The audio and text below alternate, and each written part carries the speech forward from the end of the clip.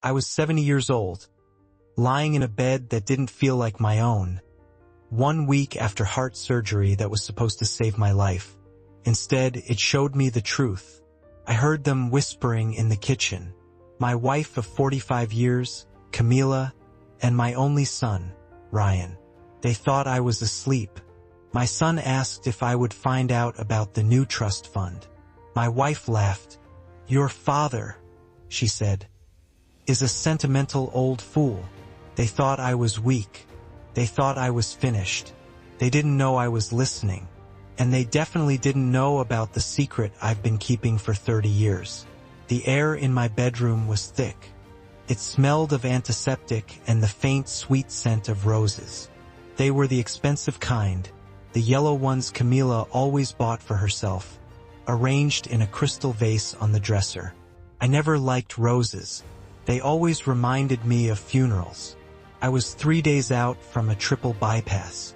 My body felt like a bag of broken glass stitched together with rough twine. The doctors called it a success, but I just felt hollowed out. I was drifting in that gray, fuzzy space between the painkillers and the harsh reality of my own breathing. That's when I heard their voices. They were whispering from the kitchen. It was Camila, my wife, my partner for 45 years, and Ryan, my son, our only child. They were supposed to be my caretakers. They were supposed to be worried. "He's been asleep since the nurse left," Camila whispered. Her voice wasn't the warm, concerned tone she used when I was awake. This was different. Sharp, brittle, like ice cracking. I heard Ryan sigh. He sounded nervous, shaky.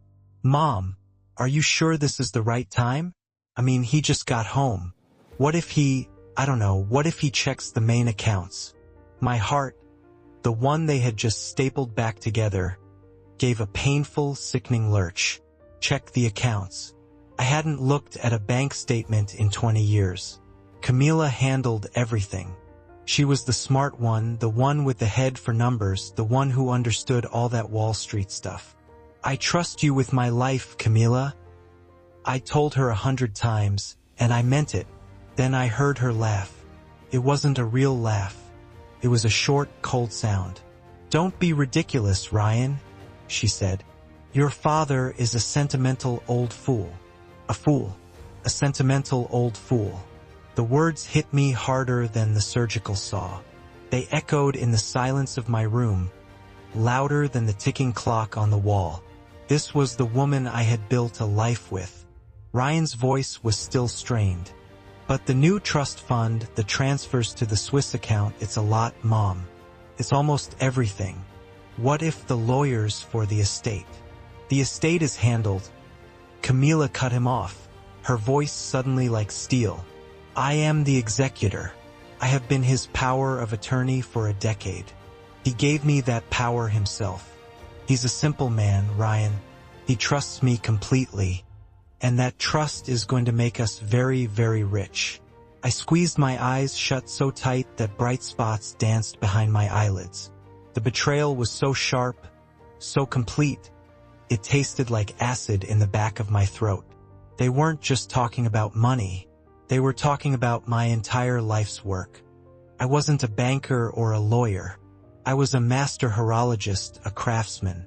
I spent my life restoring antique clocks and automatons, complicated, beautiful pieces of mechanical art. My work was my pride. Camila had always dismissed it. "Your dusty old toys," she called them. She continued, "Miles is finalizing the paperwork for the condo in Miami. As soon as the last transfer clears, we'll file the papers." Miles, that name again. Her new yoga instructor, the one she'd been texting constantly, even in the hospital waiting room. I knew I had to move. I had to see their faces.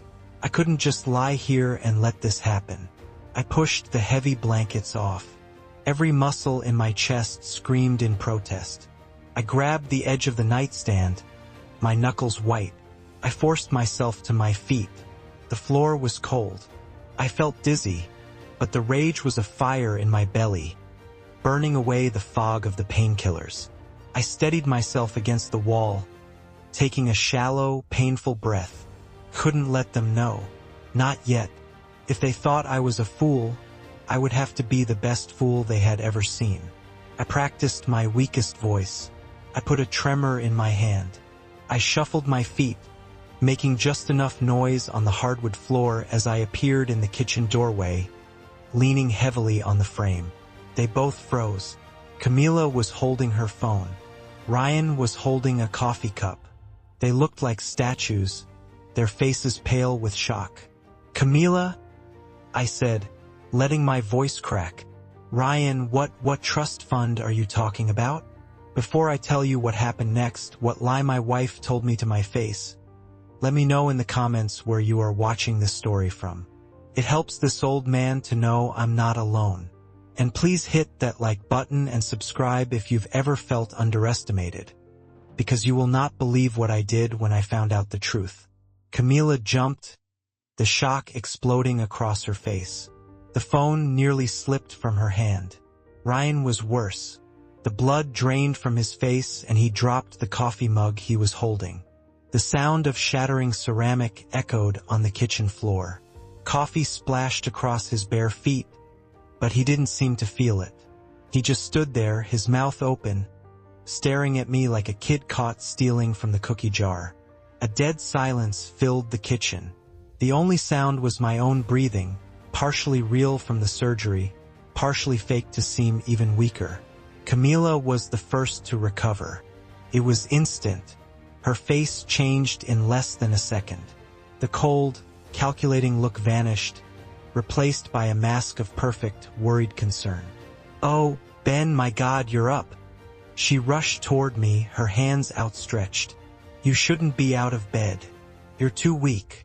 She put her hand on my arm, a touch that just days ago I would have called loving, but now felt cold, rehearsed. I continued the act. I let my body sag, leaning more heavily against her. I just heard a noise," I wheezed. "Did Ryan drop his cup? What's going on, honey?" "It's nothing, sweetheart," Camila said, her voice sickeningly sweet. She guided me to the nearest kitchen chair. "Ryan just had an accident. He's just so worried about you. Aren't you, Ryan?" Ryan was still frozen in the puddle of dark coffee and ceramic shards. "Ryan," Camila snapped, her voice suddenly sharp. "Get a towel and clean that up, and get your father a warm glass of water now." Ryan flinched. He hurried to grab paper towels, avoiding my eyes completely. Camila turned back to me, her expression instantly softening. She knelt beside my chair. She took my hand between both of hers. Her skin was warm, but her eyes were not. "Ben, you heard us talking. Don't you worry your head about a thing." I looked at her, forcing as much confusion and exhaustion into my expression as I could. "The trust fund?" I asked again. What were you saying about a trust fund? I don't understand." Camila let out a long, loving sigh. She reached up and stroked my gray, thinning hair. "Oh, my silly Ben," she said, her voice dripping with pity. "After your surgery, after how close we came to losing you, we were just so scared." She glanced at Ryan. Ryan quickly chimed in, his voice still trembling. Yeah, Dad. We just wanted to make sure things were organized in case." Camila nodded, picking up the lie perfectly. "Exactly. It's just estate planning, honey. The lawyers are always talking about these things. I just thought if, God forbid, anything worse happened, I wanted to make sure you were taken care of, that you wouldn't have to worry about a single thing with the finances." It was a perfect lie. It was plausible. It sounded caring. "We were just looking at consolidating some of the accounts," she continued smoothly. "You just need to focus on one thing, getting better." She squeezed my hand. "Ryan and I will handle everything. You don't have to worry about a single thing, ever again. You trust me, don't you, Ben?" I looked deep into her eyes. For 45 years, I had trusted this woman completely. I had given her everything. And now here she was, looking at me with those fake, sincere eyes, asking if I trusted her. Sentimental old fool. Her voice echoed in my head. They had underestimated me. They thought the surgery had taken not just my strength, but my mind. That was their mistake, and it would be my greatest weapon. I took a shaky breath, gathered all the acting ability I didn't know I had, and let a single weak tear roll down my cheek. "Oh, Camille, I'm sorry," he whispered. I scared you. I get so confused lately. Thank you. Thank you for taking care of me. Of course I trust you." I saw her body relax. A small, almost triumphant smile flickered across her lips before she hid it behind her mask of concern. Ryan let out a visible sigh of relief. "It's okay, Dad," he said, forcing a smile. "You just rest. We've got this." "That's right," Camila said, standing up. "Let's get you back to bed." She and Ryan helped me up, half carrying me back to the bedroom. They gently tucked me in. "Sleep, darling," Camila said, kissing my forehead. "Everything is fine. Everything is being taken care of." I closed my eyes, letting my breathing go deep and slow, pretending to drift off. I heard them leave the room, closing the door softly behind them. But I wasn't sleeping. I was wide awake. I lay there in the dark, no longer Ben Carter, the trusting husband. I was a man who had just listened to his own death sentence being read by his family. Their excuse was too smooth, too fast. They had that answer ready, which meant this wasn't a new idea. This was an old plan. And I knew one thing for sure. I couldn't trust anyone in this house. I was completely alone. And if I wanted to survive, if I wanted to take back what was mine, I had to keep playing the part of the sentimental old fool until I found out who this Miles was and where that new trust fund really was. Recovery was a slow, tedious business. But this time I had a purpose. Every day, I followed the doctor's orders. I took short walks down the hall. I ate the bland soup Camila brought me, and I smiled weakly every time she asked how I felt. "Better, honey," I'd lie. She was the perfect nurse. She fluffed my pillows. She brought me tea. But her eyes were somewhere else. Her eyes were glued to that brand new smartphone Ryan had bought her. That phone never left her hand. It pinged constantly with incoming messages. And every time it did, a private, secret little smile would touch Camila's lips. "Who's that, honey?" I asked one afternoon. She looked up, startled, but quickly covered it. "Oh, nobody, sweetheart. Just Miles, my new yoga instructor." "Miles," I repeated the name. "Odd name." "He's wonderful," Camila said. "Very inspiring. He's helping me find my balance." Balance. I was starting to see this balance.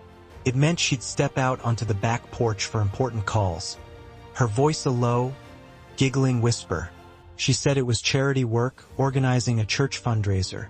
But she hadn't been this active in charity in our entire 45 years of marriage. A week after the surgery, I felt strong enough. The incision in my chest still pulled with a sharp, burning pain, but my mind was clear. Camila and Ryan were out. The house was silent. This was my chance. I walked slowly to my small study. I sat down in my old armchair, the springs groaning in protest. I turned on the old desktop computer. Took a full 5 minutes to boot up. I opened the web browser. I typed in the address for our bank. Username, BN Carter. Password. I typed the one we had used for 15 years. Camilo Ben Forever. I hit enter. The screen flashed. A line of red text appeared. Invalid username or password. I must have mistyped. My hands were still a little shaky. I carefully typed it again. Invalid username or password. I tried again, this time adding an exclamation point. Invalid username or password. A cold chill ran down my spine. I tried Ryan 1990, his birthday. Your account has been temporarily locked due to too many failed login attempts. Locked. She had locked me out. She had locked me out of my own accounts, out of my life savings. I sat there, staring at the screen. This wasn't a kitchen whisper anymore. This was proof. This was a deliberate act. The sentimental old fool had just been financially cut off. I waited. I didn't call the bank. I did nothing. I shut down the computer and walked back to my bed, making sure I looked exhausted when they returned. Camila came home first, her cheeks flushed from yoga. She smelled of a perfume I didn't recognize. "Honey," I called from the bedroom, my voice weak. "I need to ask you something." She came in, that smile still on her face. "What is it, Ben?" I just wanted to check if my social security check had deposited. I tried to log into the bank website, but it kept saying the password was wrong. Silly old me. Did you change it?" I watched her, not a flicker of panic. She laughed, a light, patronizing little laugh. "Oh, Ben, I am so sorry. I completely forgot to tell you." She walked over, sat on the edge of the bed, and patted my hand. "The bank made me change it last week. Some new security requirement, you know. It's all so complicated." She lied as easily as she breathed. I tried to look relieved. "Oh, is that all? So what is the new password? I'll write it down." This was the moment. Camila's smile didn't falter, but her eyes did. They went cold. "Oh, Ben, don't you worry your head about that. That's why you have me, right?" She pulled out her own phone. "You wanted to check on your social security. Let me check for you. Ah, yes, there it is. Deposited 4 days ago. See? Everything is perfectly fine." She smiled, but she didn't give me the password. She was treating me like a child. She had confirmed her lie. She had confirmed the conspiracy.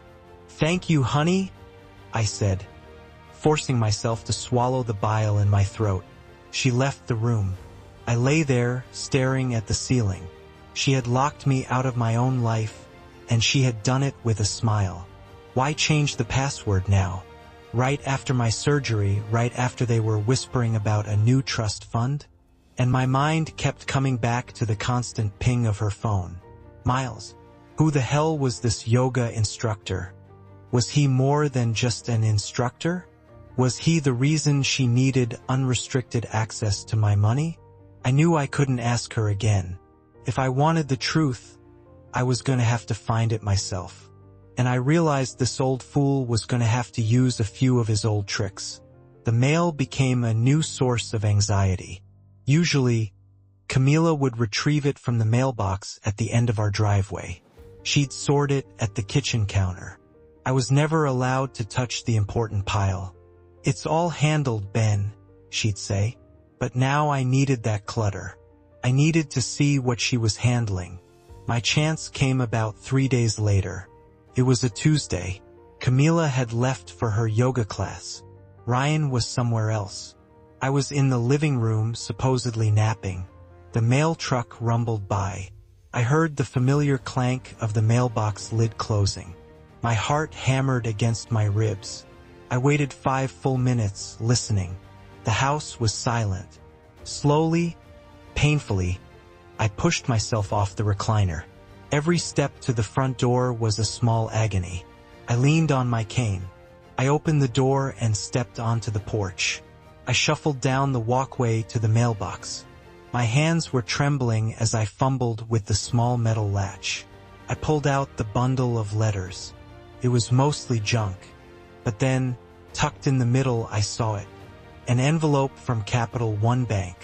This was odd. Our main accounts were with National Commerce. This was an old card, one we'd had for years, but rarely used. I looked back at the house. The windows were dark. I was alone. I tore the envelope open right there at the mailbox. My eyes scanned the statement. Small charges, a drugstore purchase, an online subscription. And then my breath caught. There it was, a single line item that screamed at me from the page.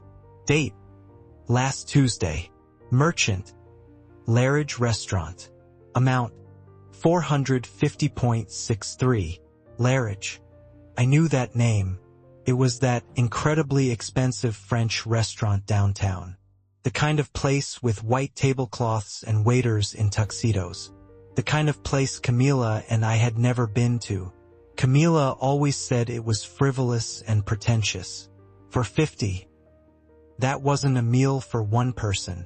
I leaned against the mailbox post, the world spinning slightly. My mind raced back. Last Tuesday. Where was Camila last Tuesday? She had been late. I remembered waiting for dinner. She came in around 10 p.m., looking flushed and happy. How was the meeting, honey? I had asked. Oh, exhausting, she'd replied. The church charity group. We were planning the new fundraiser. So many details. She had lied. She lied right to my face. It wasn't a charity meeting. It was a 450 dinner at a place she claimed to hate. I stood there, the flimsy paper shaking in my hand. The lie was so blatant, so arrogant. She wasn't even trying hard to cover her tracks. Why would she? I was just the sentimental old fool. I thought back to her new perfume, her constant smiling texts, her yoga instructor, Miles. A 450 dinner for two. It wasn't a suspicion anymore. It was a fact. My wife was having an affair. The financial betrayal was one thing, but this was a different kind of wound. This was an intimate betrayal. This was 45 years of shared memories, of vows, of raising a child, all of it suddenly feeling like a fraud. I folded the statement. The fog of post-surgery weakness was gone, burned away by a cold, clear rage. I shoved the envelope into the pocket of my robe. I grabbed the rest of the junk mail and walked back to the house. I was no longer a patient. I was a man with a mission. I sat back in my recliner and closed my eyes, arranging my face into the same mask of tired, pathetic weakness she expected to see. When Camila came home an hour later, smelling of that same strange perfume, I smiled at her. How was yoga, dear? I asked. Inspiring, Ben, she said. Just inspiring. I knew then. I knew I had to get definitive proof. A credit card statement wasn't enough. I needed to see them. I needed to hear them. I needed to know the full extent of this rot. And I knew exactly how I was going to do it. My eyes drifted to the mantelpiece, to the large, ornate antique clock that hadn't ticked in years. My old dusty toy. It was time for this old fool to get back to work. The credit card statement was a piece of paper. Proved she was a liar, but it didn't prove the full extent of the conspiracy. I needed irrefutable proof. But how? I was a prisoner in my own home. Camila watched me like a hawk. She brought me my pills, my food, my water. She controlled everything. I was locked out.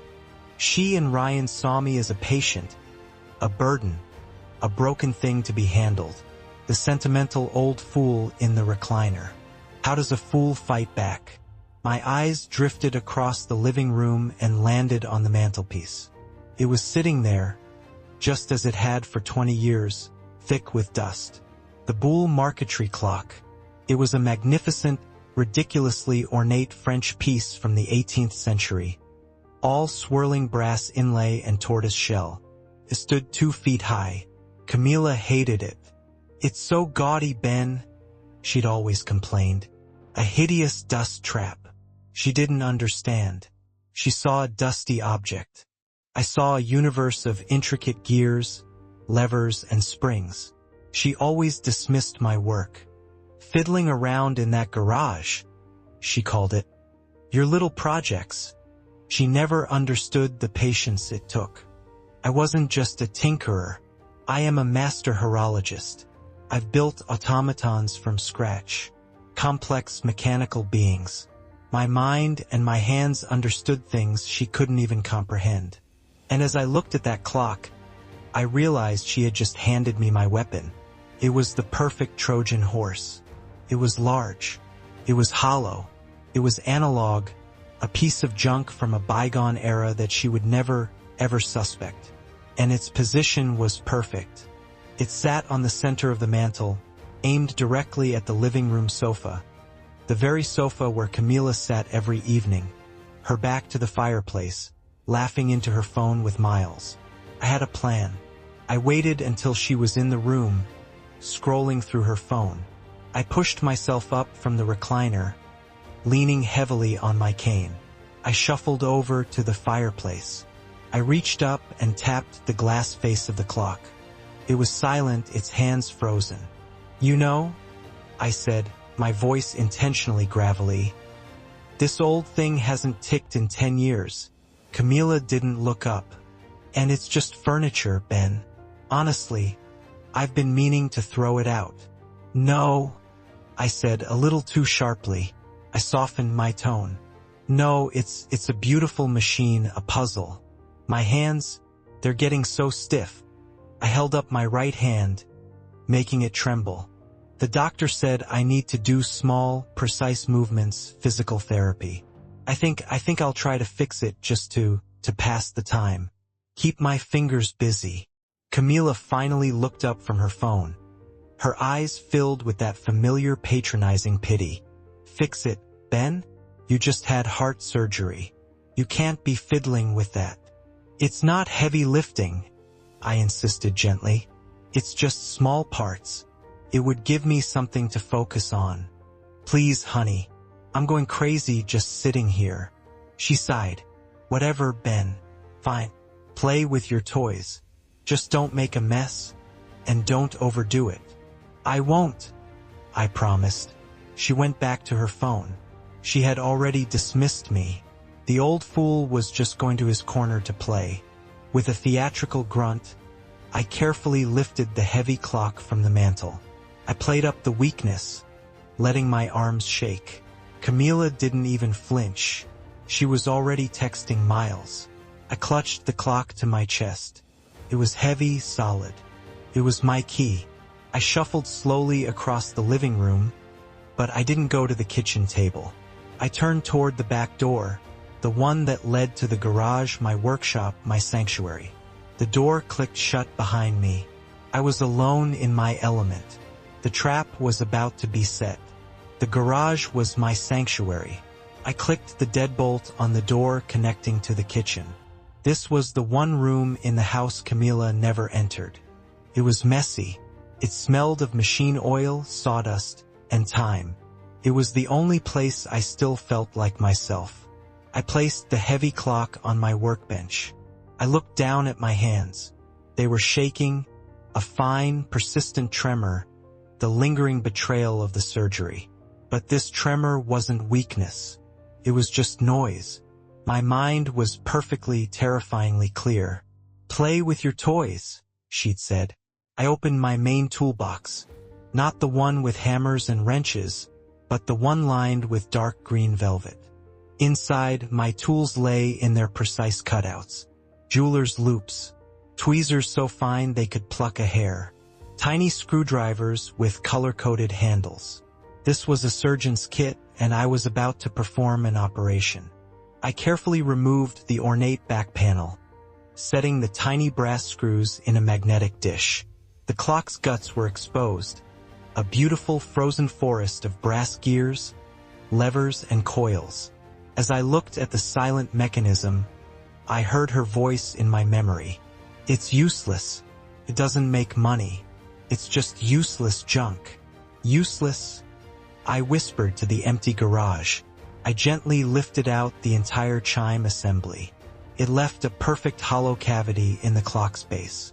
"We'll see about useless," I said. From a locked drawer beneath my workbench, I retrieved a small, unassuming cardboard box. I'd ordered the contents 6 months ago. Inside the box were 2 items. The first was a pinhole camera no bigger than a shirt button with a wafer-thin ribbon cable.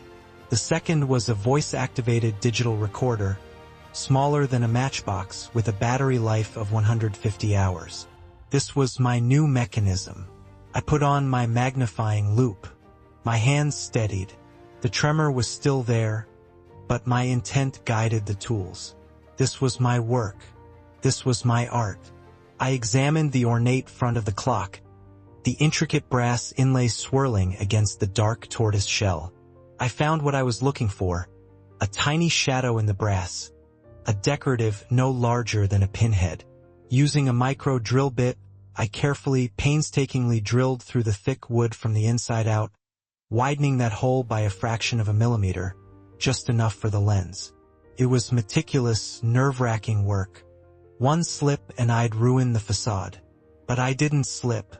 I fed the camera's ribbon cable through the new opening. From the front, it was invisible.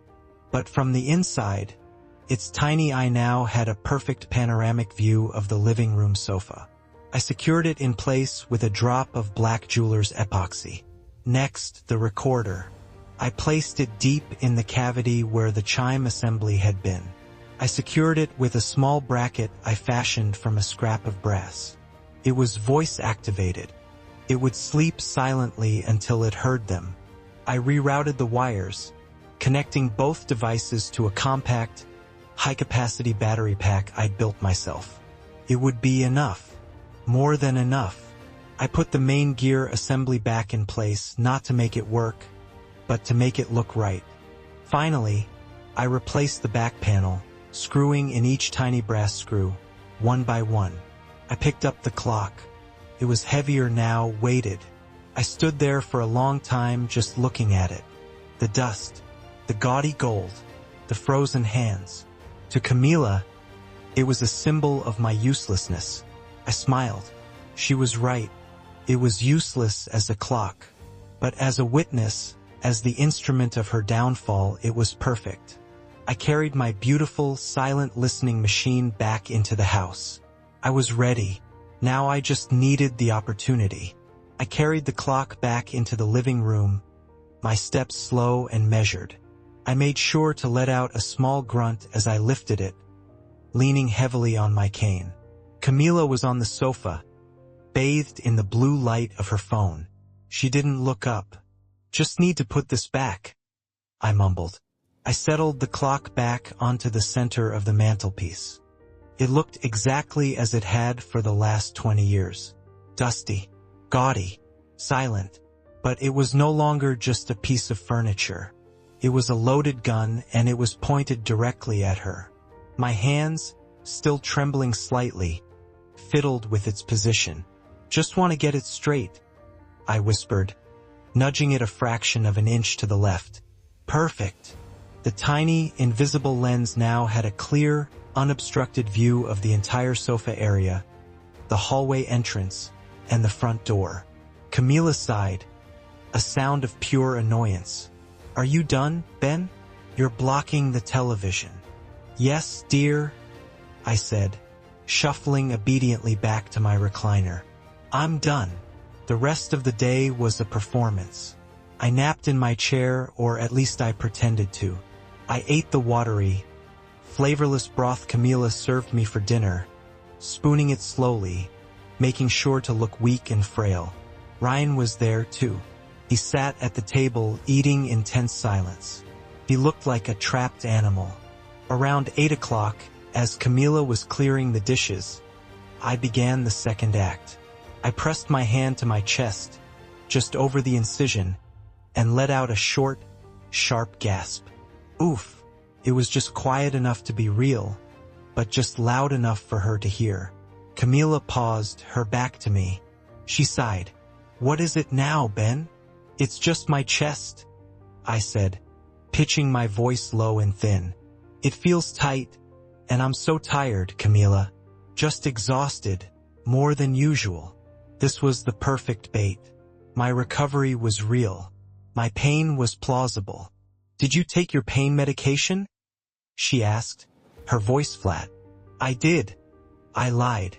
"An hour ago, but it's not touching it. I think I just need a long, deep sleep. Maybe I should take one of those extra-strength sleeping pills Dr. Patel prescribed."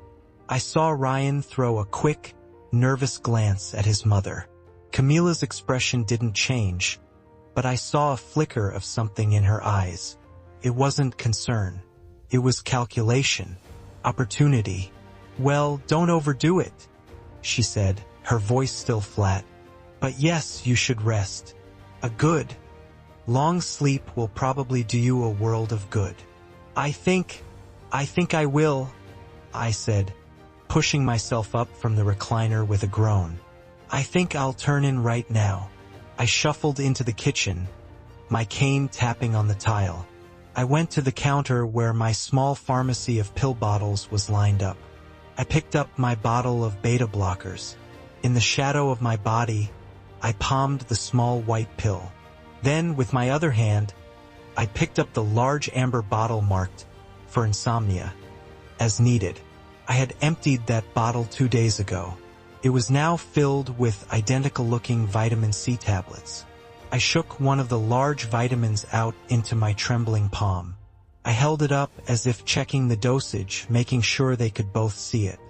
"This should do it," I mumbled. Then I put the vitamin in my mouth, followed immediately by the real beta blocker I'd hidden.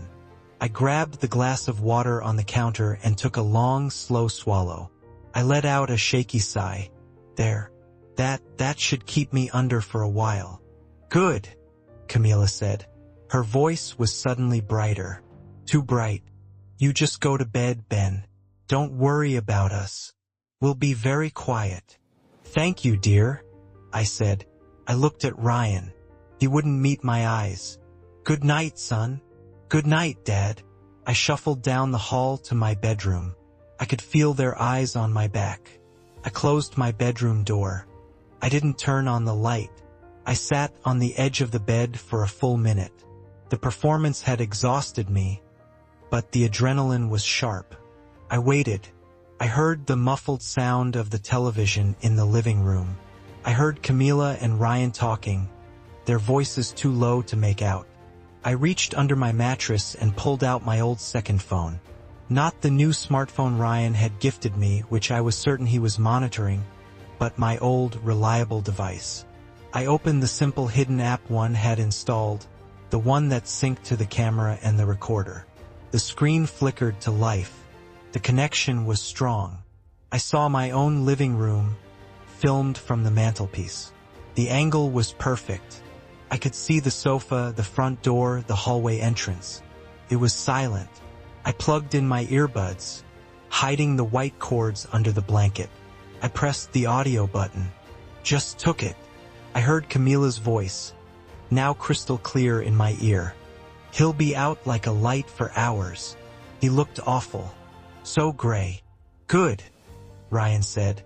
His voice was tense. "So, is Miles still coming over?" "Of course he is," Camila snapped. "He's been waiting down the street for 20 minutes. I told him I'd text him as soon as the old fool was down." The old fool. There it was again. I turned the volume down slightly, my hand shaking with a rage that had nothing to do with my surgery. I couldn't blow this. Not now. I lay back in the bed. I pulled the covers up to my chin.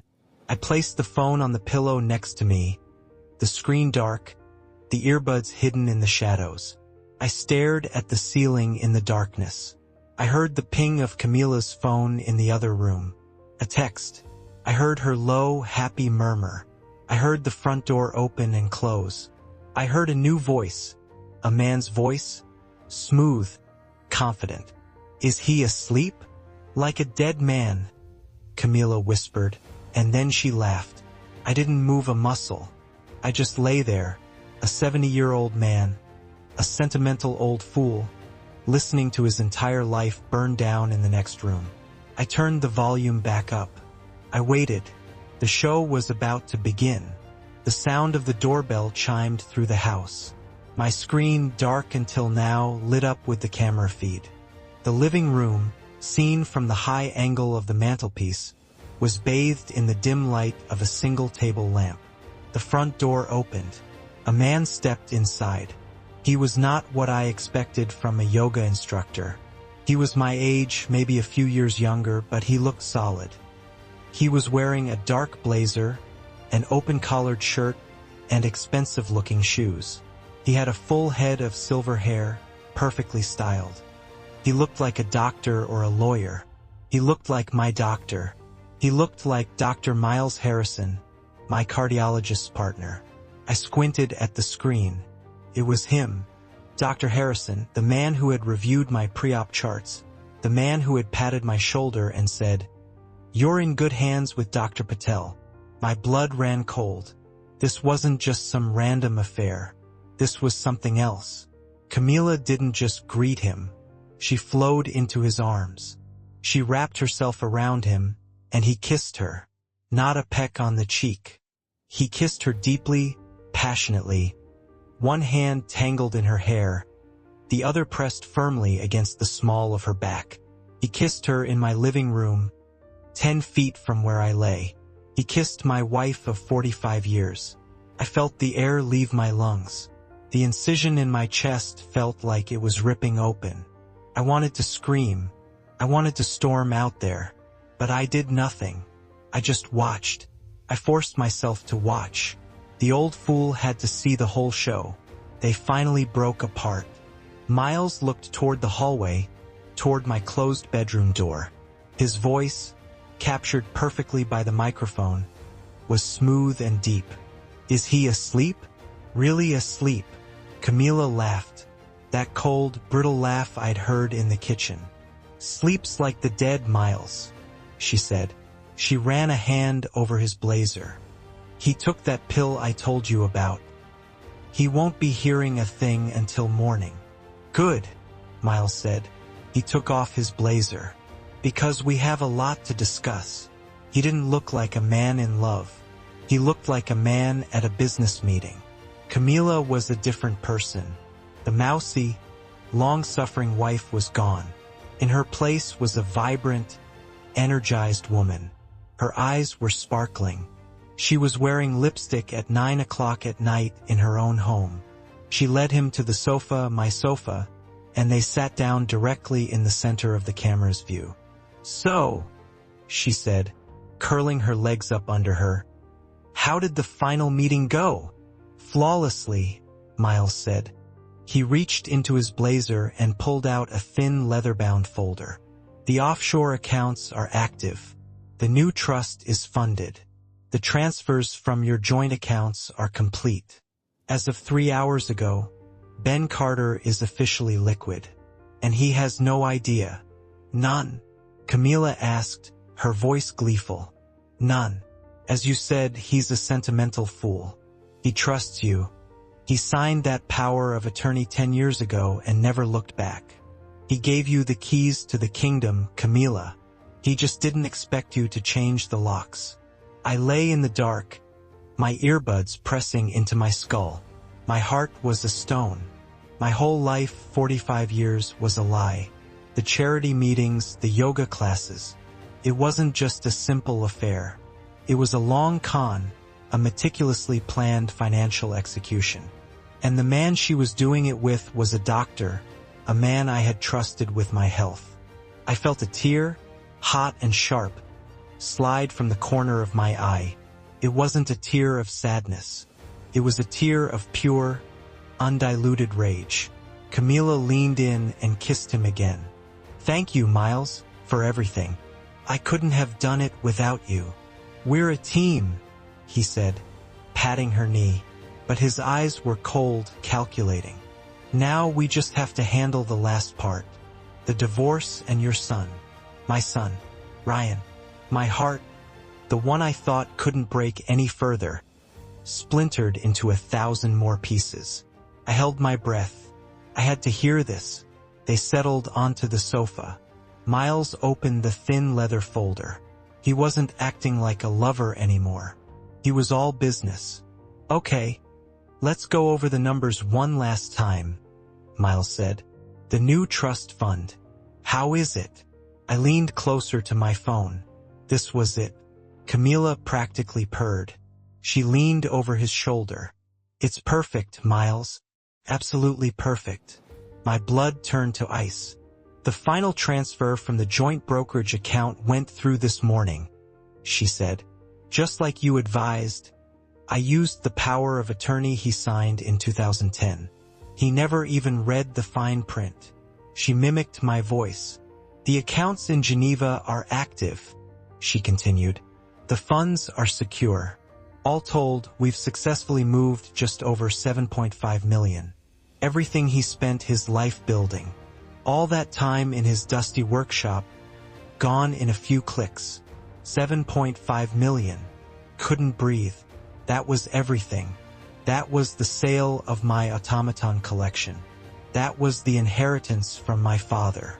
That was the profit from 30 years of restoring priceless artifacts. Decades of 18-hour days.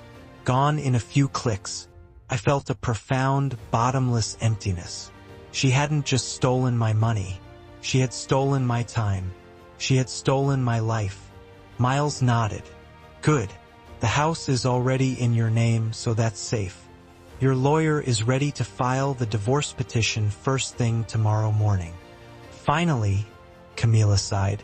I'm so tired of pretending to be worried. So tired of playing nurse to that man. I flinched under the covers. Miles was still focused. Let's not get ahead of ourselves, he said. 7.5 is secure, but he still has his workshop, the tools, and the court. He's still going to get half of the marital assets, right? 50/50ths. That's the law. He could still walk away with 2-3 million. I watched my wife tilt her head back, and she laughed. It was the coldest sound I have ever heard. Oh, Miles, she said, her voice dripping with contempt. You really think I'd go through all of this, all these years, just to give half of it back? She sat up, her eyes glittering. Not a chance. What do you mean? Miles asked. I mean, he just had major heart surgery, she said. He's 70 years old. He's weak. He's on a cocktail of powerful drugs. He's confused. She smiled. He even told me so himself just tonight. I get so confused lately, honey. She was using my own words. My blood froze. My lawyer, Camila continued, is an absolute shark. We are not filing for a simple no-fault divorce. We are filing a petition for emergency guardianship. Miles's eyebrows shot up. Guardianship? Of course. Her voice was triumphant. We're going to prove that Benjamin Carter is cognitively impaired as a result of his surgery and advanced age. That he is no longer competent to manage his own affairs. We have his doctor, your colleague, thank you, ready to testify. We have Ryan, his loving son, ready to testify about his confusion. We have me, his devoted wife, who just wants to protect him. I was shaking. This wasn't just a robbery. This was an execution. They weren't just taking my money. They were taking my name. They were going to paint me as a senile, incompetent old fool, legally and publicly. He won't get a dime, Camila whispered. The court will award me full control of all remaining assets for his own protection. He'll be a ward of the state with me as his keeper. He'll live out his golden years in a very nice, very private facility, and we will be free. I felt sick. They were going to have me committed. They were going to lock me away. They weren't just stealing from me. They were planning to bury me alive. This was the woman I had slept next to for 45 years. Miles looked thoroughly impressed. That's brilliant, Camila. Vicious, but brilliant. I learned from the best, she said. He smiled, but then his expression turned serious. But what about Ryan? Are you absolutely sure he's on board? He's the key to the confusion testimony. He still seems fond of the old man. My mind snagged on the question. Why would Ryan not be on board? I thought he was in on it. And then I heard my wife speak the words that destroyed the very last foundation of my entire life. I tensed, my fingers gripping the phone under the covers.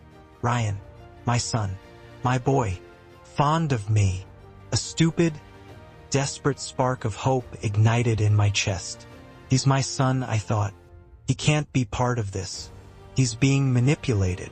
He'll stop this.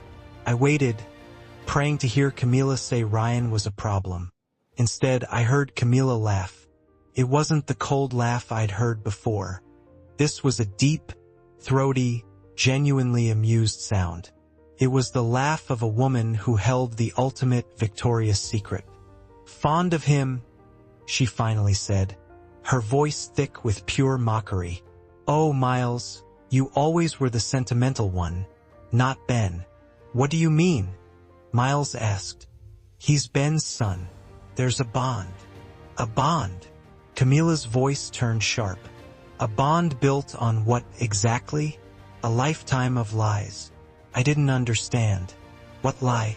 "Ryan is hesitant," Camila said. "Not because he loves Ben, Miles. He's hesitant because he's weak. But don't you worry your head about his loyalty." She paused. The silence stretched for an eternity. My own heartbeat was a deafening, painful drum. "Ryan knows exactly where his loyalty belongs," Camila continued. "He knows who his real family is. And besides, he knows you are his real father, Miles." The words didn't make sense. "You are his real father, Miles." My brain heard them but refused to assemble them into meaning. No, that wasn't possible. I was there. I was in the delivery room 35 years ago. I cut the cord. I held him. He was my son. Ryan. My boy. "What?" Miles's voice was a stunned whisper. "Camila, what in God's name are you talking about?" "Oh, don't play dumb," Camila cooed. "Or have you forgotten that weekend conference in Chicago 36 years ago, when Ben was locked in his workshop day and night, and you and we had that breakthrough session?" I remembered that weekend. I was working on the Van Cleef automaton, a brutal deadline. Camila had been furious with me. She said she was going to visit her sister. She was gone for 3 days. Miles was completely silent. "He was born 9 months later, almost to the day," Camila whispered. "Ben was so pathetically overjoyed to finally have a son. He never even counted. He's a simple man, Miles. He sees what he wants to see. He wanted a son, so I gave him one." The phone in my hand felt like it weighed 1,000 pounds. Not my son. The little boy I taught to ride a bicycle. The teenager I took to his first baseball game. The young man whose college tuition I paid for. He wasn't mine. He was theirs. "But does he know?" Miles finally stammered. "Ryan, you told him?" "Of course I told him," Camila said. "I told him when he turned 18. When he started asking why he felt no connection to Ben. I told him. I showed him your picture. How else could I ensure his loyalty?" "My God, Camila. It was the only way. Don't you see?" She snapped. "He doesn't just tolerate Ben, Miles. He hates him. He hates Ben for every single day he had to pretend to be his son. He hates him for every father-son talk, every forced family vacation. He hates Ben because he thinks Ben stole me from you. Stole his real family." The kitchen conversation flashed back. "Mom, are you sure this is the right time?" It wasn't worry. It was impatience. They weren't just plotting against me. They were a family. A secret, parasitic family that had been living inside my life, feeding off me for 35 years. I wasn't just being robbed. I had been consumed. My wife, my money, my health, and now my son. My entire life, my entire legacy was a fraud. A 45-year lie. I had nothing. I was nothing. A sentimental old fool, just as she said. I lay there for what felt like an hour, listening to their voices murmur in the next room. The rage was gone, replaced by a cold, Arctic emptiness. They thought I was finished. They thought I had nothing left to fight with. But as I lay there, shattered and hollowed out, a new thought began to form. Cold, hard, precise thought. They were wrong.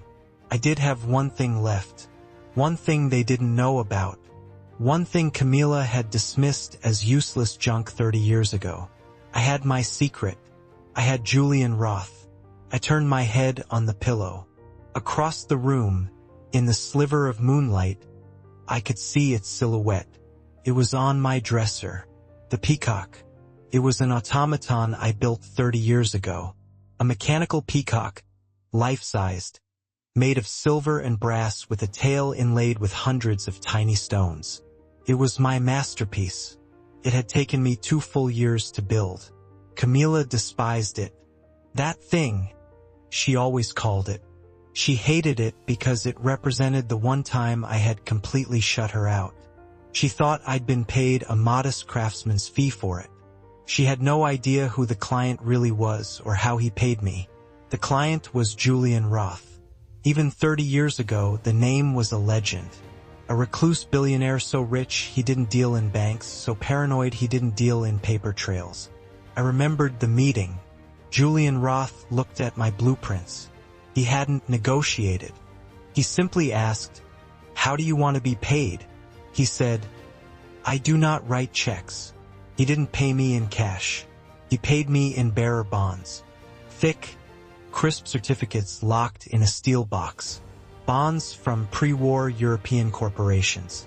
They were like cash but better. Untraceable. "This is your fee," he told me, and he passed me a sealed envelope. "This is a key and an account number. A bank in Geneva. They understand privacy. Consider it a bonus for your artistry." Camila thought I made $50,000 from that project. The bonds and the Geneva account were worth more, considerably more. I had never touched a penny of it. I was a simple man. The bonds, the Geneva account, that was my what-if fund. I had kept that steel box hidden for 30 years, buried under the floorboards of my workshop, beneath a 500-pound cast-iron lathe that nobody but me could move. Camila and Miles had just cleaned out my public life. They had emptied the accounts they knew about, the 7.5 million. They had meticulously stolen everything that was visible. But they hadn't stolen this. They had no idea it existed. They had left me for dead, believing I was a penniless, senile old fool. They thought they were leaving me with nothing but a dusty automaton on the dresser. The irony was so thick I almost choked on it. The useless junk she hated so much was the very thing that had secured my secret. The cold Arctic emptiness inside me began to recede. It was replaced by something new. A slow, cold, burning clarity. I was not a victim. I was not finished. Camila and Miles thought they were playing checkers with a child. They had no idea I was a grandmaster waiting. They had taken my queen. They had taken my rooks. They were dancing around my confused old king, preparing for an easy win. But they had missed the single hidden piece still on the board. The piece that was about to change the entire game. I had my evidence. I had my rage. And now I remembered. I had my war chest. The storm was here. And I finally knew exactly what I had to do. They thought they were in control. They thought they had the power, the lawyers, the plan. They had no idea who Julian Roth was. And they had no idea who I was about to contact. I lay there, my mind racing, no longer a victim, but a strategist. I had the evidence from the clock.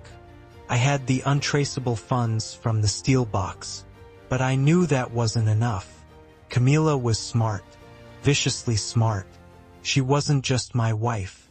She had been a paralegal for a decade. She knew the system. The moment I filed for divorce, her shark of a lawyer would bury me. They would freeze my known assets. They would use the cognitive impairment angle. They would paint me as a vindictive, confused old man. They would use my money to bleed me dry in court. I couldn't fight them on their turf. I couldn't win a head-on battle. I needed an ally. I needed someone inside the system. Someone they couldn't buy. Someone they couldn't bully. Someone who had more power than all of them. But who? I was an old recluse. My friends were craftsmen, not judges. I thought back to that day in the New York hotel 30 years ago. I thought of Julian Roth and the steel box. I tried to remember his exact words. He was a strange man, spoke riddles. As he slid the box across the table, he had said something else. "My daughter," he had said, his voice cold. "She thinks I'm a monster. She thinks this art is all I care about, that I love machines more than my own blood." He had looked out the window, a look of profound sadness in his eyes. "She became a lawyer," he'd scoffed, "and then a judge. Can you imagine? A judge, just to spite me, to spend her whole life punishing men like me, men who build things." I had never forgotten the name. Marianne Hayes. My heart stopped. Couldn't be. I fumbled for my burner phone. I ignored the live feed. I opened the phone's web browser. My fingers, clumsy and stiff, typed the words, "Judge Marianne Hayes." The search results loaded instantly. There she was, a stern, intelligent-looking woman in her late 50s with dark hair pulled back severely, in a black robe. Her official biography was right there. The Honorable Marianne Hayes, Presiding Judge, Family Court Division. Family Court. The exact division that would handle my divorce. The exact division that would hear Camila's petition to have me declared incompetent. It was her, Julian Roth's estranged daughter. I stared at the screen. A woman who, according to her father, had dedicated her life to fighting the corrupt, wealthy, and powerful. A woman who hated men who built things and hid their money. But my situation was different. I wasn't the one hiding the money to cheat. Camila was. I wasn't the corrupt one. They were. And then I realized the true, beautiful irony of it. Julian Roth's secret, untraceable fortune was about to be used in a way he never could have imagined. It wasn't going to be used by a man like him. It was going to be used to expose the fraud. This changed everything. I didn't just have a lawyer. I had a judge. Or at least I had a way to get her attention. I couldn't just walk into her courtroom. I couldn't just send the evidence to her office. That would be illegal contact. It would be dismissed. I could be sanctioned. I had to be smarter. I had to be a craftsman. I would let them file. I would let them serve me the papers. I would let them drag me into her courtroom. And I would not go alone. I would go armed with my evidence. But I would also send a separate package, a private package, not to Judge Hayes but to Marianne. I knew exactly what I would write. A letter. A letter that wouldn't talk about my case, not directly. A letter that would talk about her father. A letter that would talk about art and mechanisms and promises. A letter that would include a single small brass gear, one I had saved from the original automaton, a piece of Julian Roth's useless junk. She would understand. She was his daughter. She would know what it meant. Camila and Miles thought they were playing checkers. They didn't realize I was setting up a chessboard. I lay back on the pillow, the phone in my hand, the screen dark. I heard the muffled sound of their bedroom door opening. Footsteps, the front door opening and closing. Miles was leaving. Camila thought I was asleep. She thought I was a confused, sick old man. She thought she was winning. I closed my eyes, and for the first time since my surgery, I smiled. Checkmate, I whispered to the empty room. Not yet, but soon. At 70, I had lost my family, but reclaimed my freedom, my dignity, and my life. True strength isn't in wealth or power. It's in patience, skill, and knowing when to act. Years of trust and betrayal taught me that even the quietest, weakest-seeming person can change their destiny. I built something that lasts not for revenge, but for legacy. For artisans, for dreamers, for those underestimated by the world. Remember, it's never too late to rise, to create, and to reclaim what's yours. Hit like, share, and subscribe if you believe in the power of patience and resilience.